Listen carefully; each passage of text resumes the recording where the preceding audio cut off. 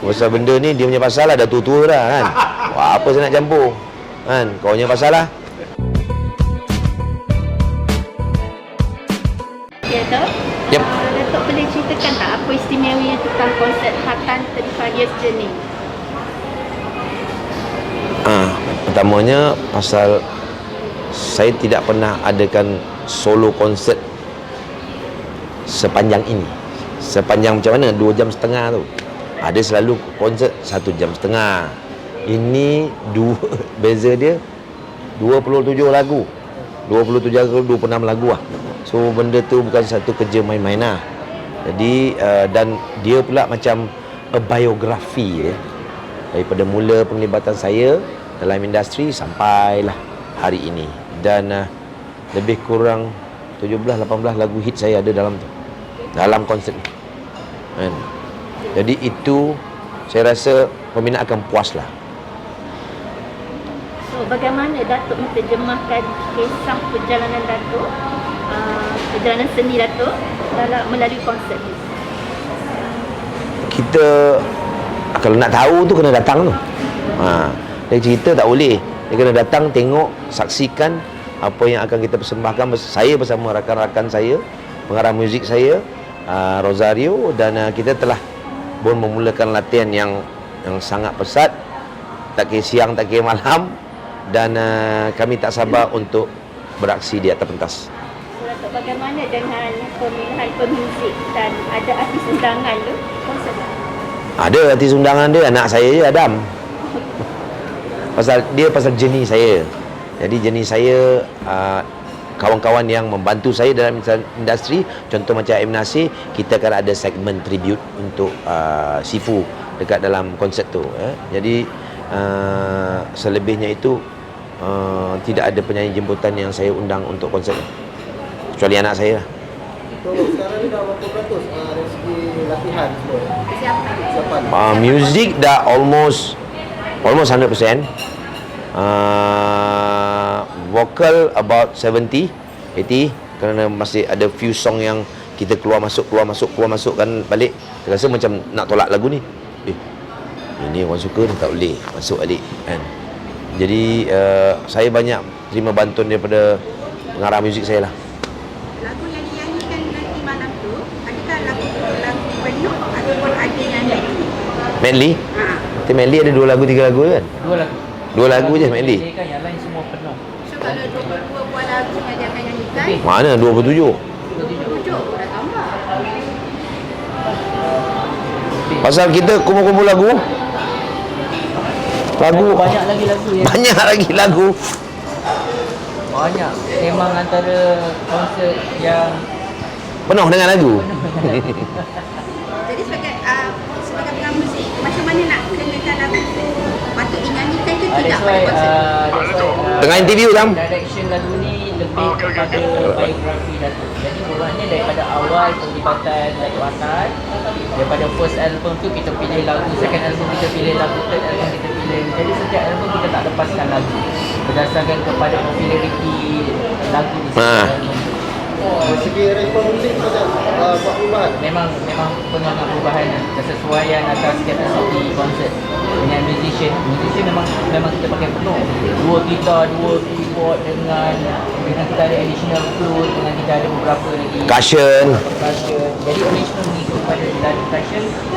Secara automatik konsep direction lagu tu mungkin yang bersesuaian dengan Latin, bersesuaian dengan etnik, banyak mengikut kepada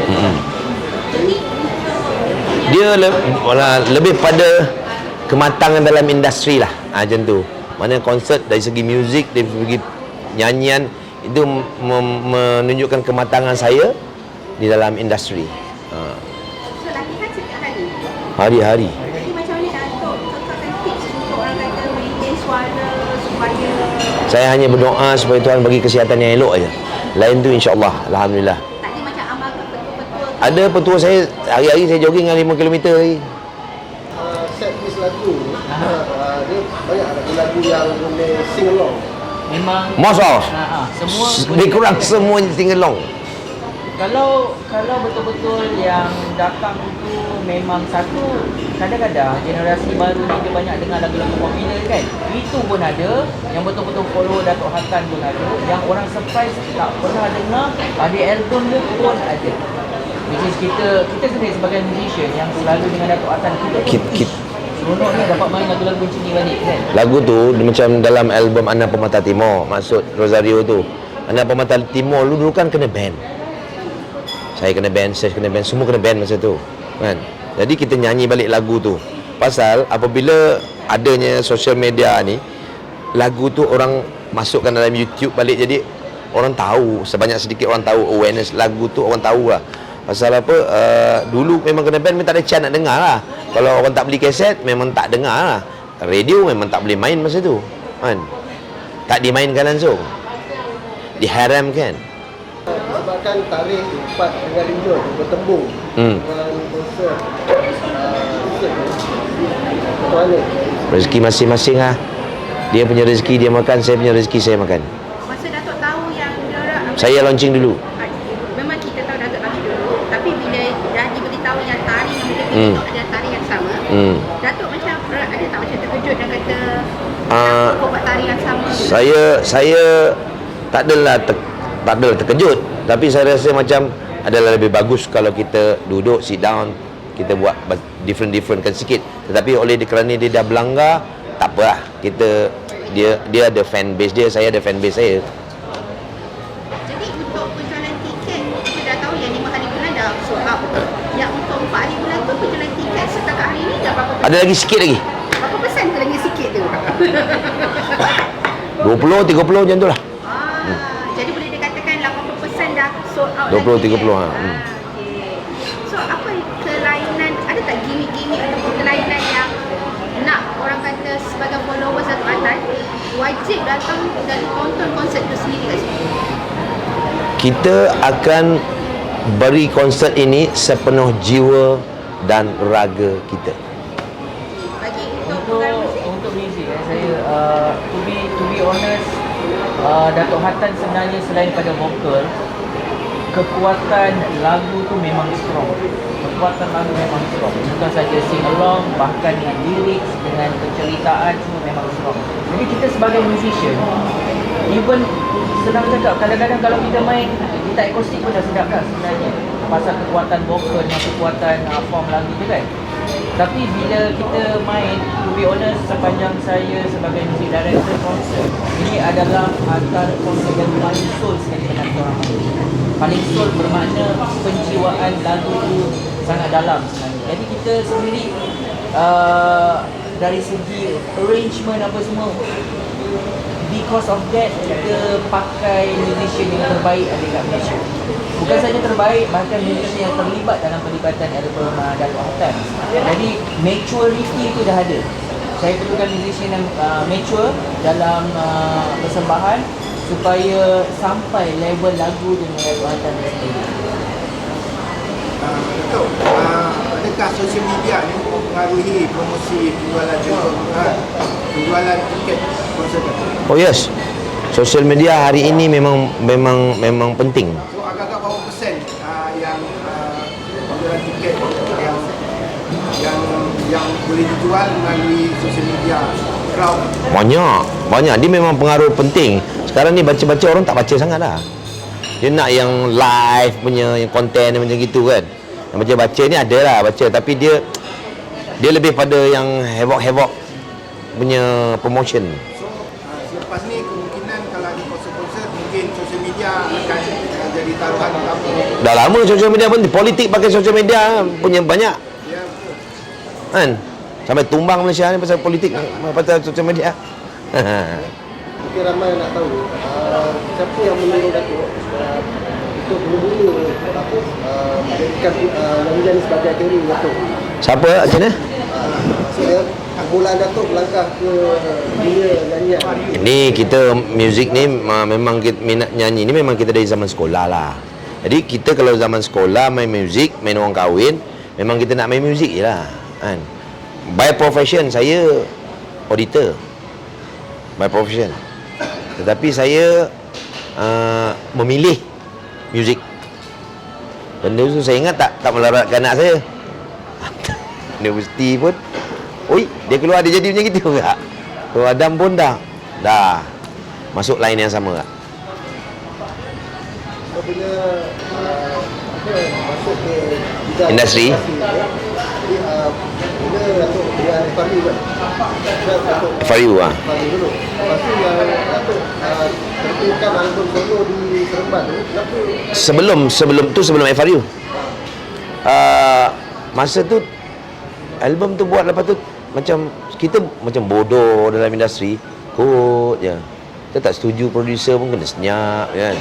Tetapi apa pun saya berterima kasih pada Rosli, Rafi dan arwah Daud ni yang membawa saya ke dalam industri. Kalau tidak saya tak kenal M. Nasir semua. Jadi Rosli, Rafi, arwah Abang Daud ni semua yang bawa saya dalam industri. Tapi album tu tidak ada promosi, tidak ada, tak kena garang kat radio, macam tu lah. Jadi dia release lepas tu, tapi saya terus, kita tak ada kontrak, tak ada apa. Lepas release album tu, company tu bungkus, saya pun cabut lah. Saya form band FRU lepas tu. Saya concentrate dengan FRU. Saya tak angkat tahu pun album tu, tak angkat tahu langsung.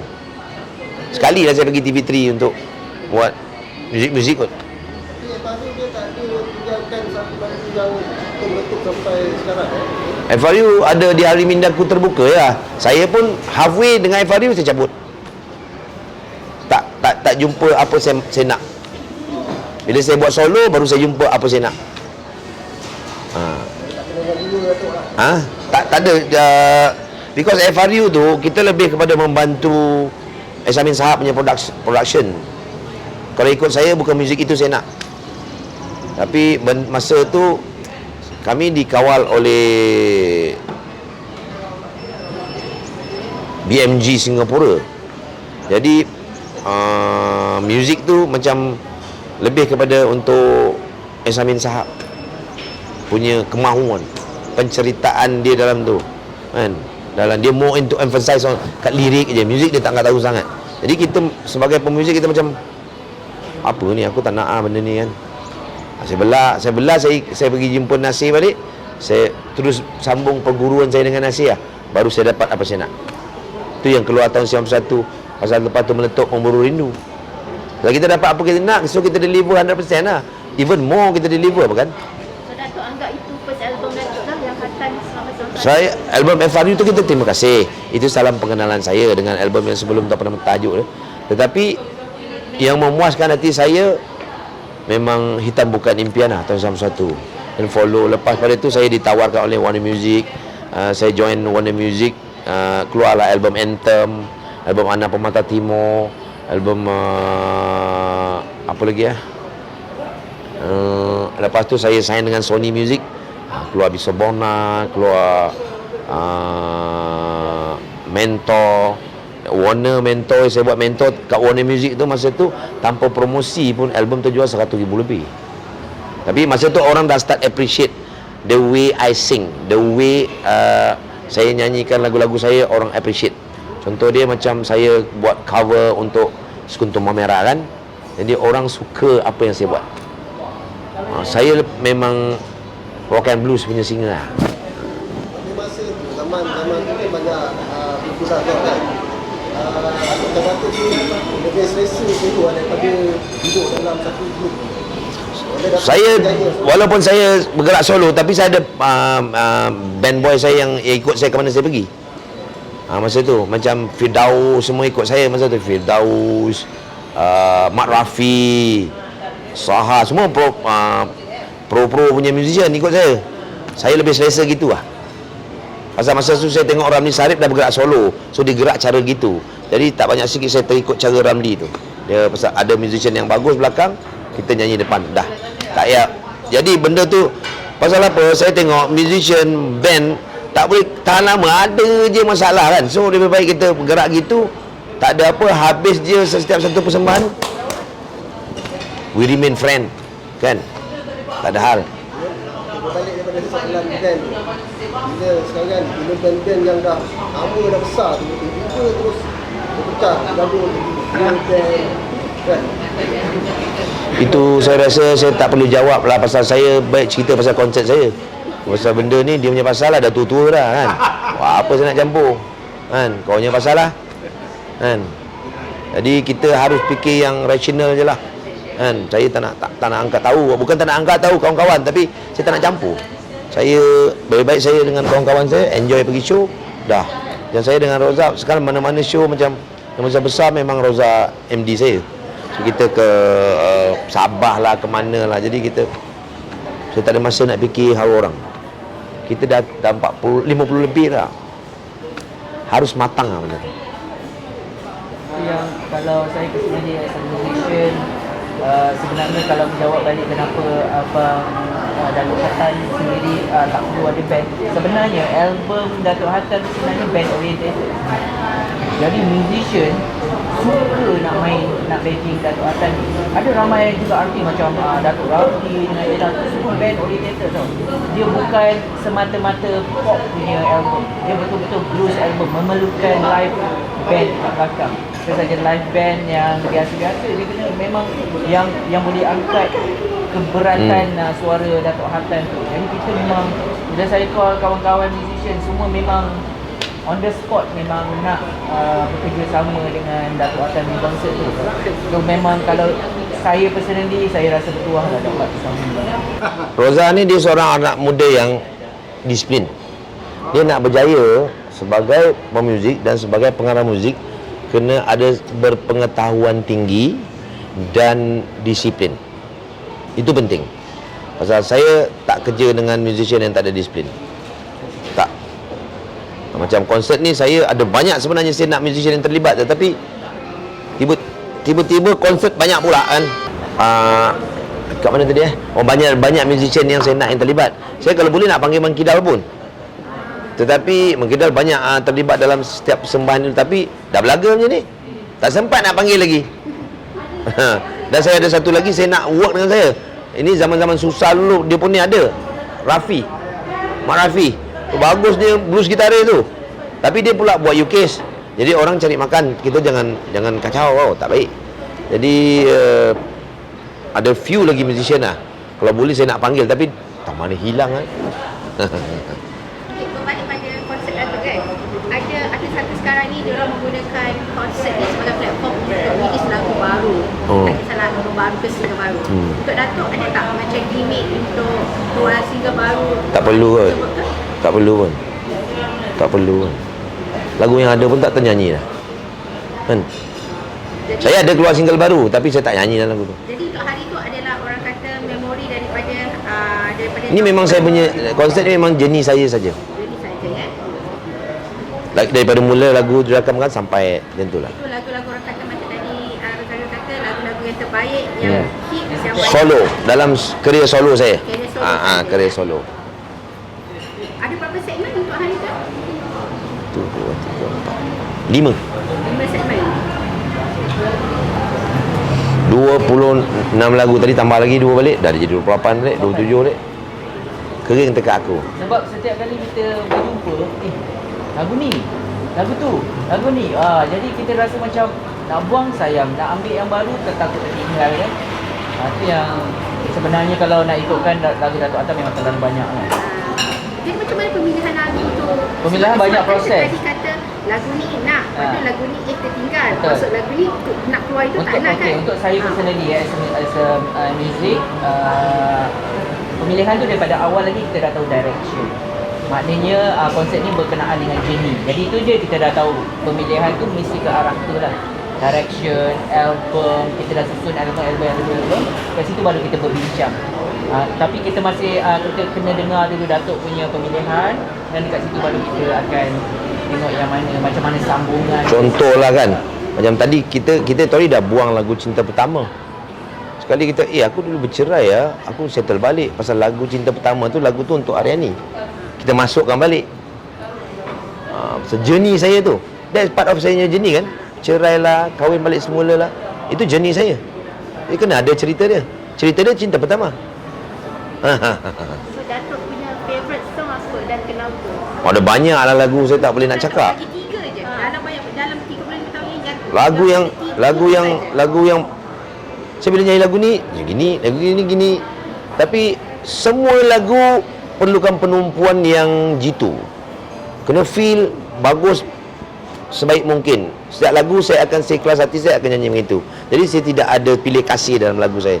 Semua lagu saya akan ada cara dia nyanyi dia. Jadi semua lagu saya suka. Jadi kalau ada benda tanya macam at least kalau satu tu orang kata tak logik lah. Kalau tiga pun Datuk kata masih semua Ada banyak lagi lagu. Kalau saya suka cakap saya suka Malaga Syahdu, Memburu Rindu pun ada. Kalau saya cakap Memburu Rindu ada, saya nyanyi Renang Tak Berbuah.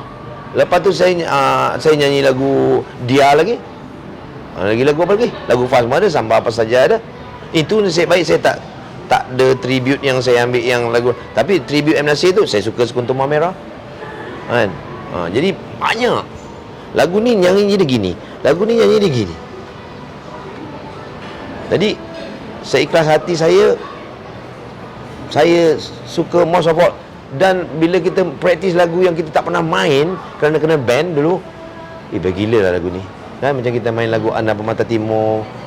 Alah, kita dah lagi dulu ke depan pada budak-budak sekarang, kita dah buat dah benda tu. Tapi masa tu kita kena band. Jadi kita apa yang kita explore tu dulu tak dapat. Dia orang kat gaji kita lah. Jadi benda tu dulu kita buat tu sebenarnya advance juga masa tu. Pada tahun 94 kalau 94 kalau saya tahun 94 kalau keluar produk gitu Anda Pemata Timur, makna kita dah ke depan. Maksudnya dalam konsert ni juga Datuk perkenalkan nak memberitahu pada mereka sebenarnya ada satu album yang jadi Kau patut appreciate dengan lirik dia. Pasal Universiti Melaya masa tu ambil benda tu buat tesis untuk lirik-lirik lagu dalam tu. Tapi bila Datuk nak menyanyikan nanti pada malam konsert tu takkan ada isu ke nanti? Siapa nak isu kan? Ni zaman apa ni? Ini bukan zaman dulu. Dulu umur panjang tak boleh, sekarang umur panjang tak boleh. Dulu seluar koyak tak boleh, sekarang dah boleh. Betul tak? Sebab kita tak sempat dengar kan. Saya suka Rendang Tak Berbuah. Dia tak berbuah tu dia Kau nak tahu sejarah dia, nanti kau datang tengok konsert. Jadi masa konsert tu akan ada penceritaan dia. Saya akan cakap lah. Saya bagi sikit lah contoh Lagu Renang Tak Berbuah tu, masa tu Bob tengah lumpuh. Bob tulis tu Bob tengah menyarap tau. Bob nak buat susu anak. Bob pun masa tu baru lepas berderai. Jadi saya pergi nak suruh Bob buat lirik tu. Bob masa tu tengah macam lumpuh, merangkak nak pergi buat susu. Alamak. Lagu tu rintian Bob tu. Dengan lirik pun dah. Dengan lirik pun saya nyanyi kat Sabah tadi lagu itu, dia orang nangis lah. Saya nyanyi kat Sabah tu, saya cakap, saya nak nyanyi Malaga Syahdu. Siapa nak bayar ni? Saya nyanyi ni, saya bayar sekarang 50,000 nak tolong orang banjir. Tanya dia. Masa tu kita nak buat donation kan, nak tolong banjir ni. Saya nak nyanyi lagu Malaga Syahdu, siapa boleh bayar? Perempuan tu berdiri ni, saya bayar 50,000. 50,000.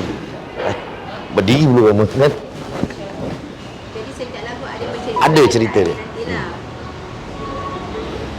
In fact lagu-lagu zaman-zaman kita, bukan zaman sekarang tak ada gitu. Sekarang lagi simple. Sekarang more straightforward. Macam kita lagi ada surrealist, ada bombastic kan sikit kan. So kita punya lirik-lirik ni memang deep lah. Jadi kebanyakannya semua ada double meaning. Kita more into, sebenarnya kita menuju ke ketuhanan. Dari dulu lagi. Kalau Nasir, saya, Ramli, dia macam gitu lah. Especially kalau Lolok buat 10 lirik dalam tu, Lolok satu je buat Rona-Rona Pandangan dengan Alicia. mengenai M. Nasir, Pandangan Datuk ni M. Nasir dan Bob Lokman, ada diri Datuk lah. Setengah perjalanan kerjaya saya ni, setengah hidup saya ni, saya ikut M. Nasir, ikut Bob, sama dengan Bob. Jadi kita ni bersahabat. Setengah daripada perjalanan kerjaya saya, Nasir ada, Bob ada. Jadi Nasir ni adalah satu-satunya orang yang memberi saya ruang. Kerana masa tu saya dah give up. Sebab Farid dia jangan jalan. Nasir naik sini, saya pergi luncai, dia ajar saya macam-macam. Even Ramli Sarip pun saya punya, saya anggap macam abang. tinggi pandangan saya kepada mereka. Tapi saya sedih, setengah perjalanan kerjaya saya, lepas pada tu Nasir pun tak keluar lagu pun, saya pun tak keluar lagu. Lolok dah tak ada.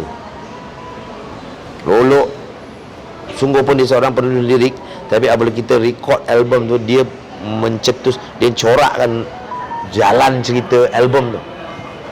Lu kena kencing, lu kena bikin lirik gini. Macam tu dia Lolok ni dia jiwa kehidupan rebel semua dia bagi inspirasi bagi kita orang untuk album Sama juga macam dia corakkan Spider kan. Lolok Anak Pemata Timur tu lolok Macam kita ada satu lagu dalam tu yang akan nyanyikan di konsert nanti, Hujan Berapi Banjaran Asia Minor. Ada orang sekarang nak fikir buat yang tu, tak ada kan. Dengar dalam YouTube ada. Asia Minor ni negara-negara yang telah ditakluki oleh Iskandar Zulkarnain. Masa tu Islam merentasi Balkan country kan. Selama 35 tahun ni, apa yang ada boleh simpulkan tentang Antan? Saya berjaya jadi diri saya. Apa yang saya belajar, apa yang saya berkursus di Universiti Luncai Emas, saya dapat degree kat situ. Saya rasa saya berjaya merealisasikan dan saya berjaya menidakkan kata-kata yang bapa saya kata dulu, muzik ni tak ke mana. Dan saya buktikan yang saya boleh hidup dengan muzik sampai hari ini. Dan saya juga membuktikan dia orang luar sana saya boleh hidup dengan muzik tu. Susah senang saya tanggung sendiri, tetapi saya rasa saya bersyukur atas rezeki yang Tuhan bagi ini. Sampai hari ini umur saya tahun ni 57, saya ada satu konsert besar lagi 2 hari lagi 2 minggu kan. Itu saya rasa sangat bersyukur. Harapan saya, semua orang nak kesuksesan. Harapan saya supaya saya dan musician saya tidak sakit je. Sekarang ni kita zaman-zaman COVID, zaman-zaman SOP ni, itu yang paling kita takut. Saya berdoa kesihatan saya elok, begitu juga saya punya MD, jangan dia sakit pula hari show tu semua. Tak maulah benda tu. Jadi benda tu yang saya minta, harapan saya. Actually kalau konsert kapasiti konsert 2 jam lebih tu memang mencabar untuk semua mental, fizikal. Pasal tu kita nak kita sentiasa sihat, fitness kita kan. Tapi dalam masa yang sama 2 tahun tu cukup untuk buat kita rasa berkobar-kobar untuk semangat 2 tahun tu. Dan kalau boleh juga konsert ni, memang kerajaan sekarang dah bagi full ke apa kan, tetapi kita sebagai rakyat Malaysia ni, kita masih belum lepas daripada pandemik ni. Nama endemik, tapi hari-hari kena ada kena. Jadi saya kalau boleh, saya masih nak jaga SOP tu. Jangan terlampau pack sangat, jaga jangan sampai merugikan kerana saya tidak mau ganggu konsert orang lain. Kali kalau korang nak buat, tiba-tiba kalau ada kes-kes ni keluar daripada konsert, dah kena tunggu lagi lagi baru nak bernyawa, baru nak bernafas kan. So hopefully kita kena jaga SOP. Dalam kegairahan kita nak buat konsert ni, jaga, jangan kita lepaskan semua berkasak-kasak, berpusu-pusu. Benda tu boleh mendatangkan, kita tak tahu siapa carrier, we don't know. Nak datang konsert, datanglah, tapi ni semua ikutlah.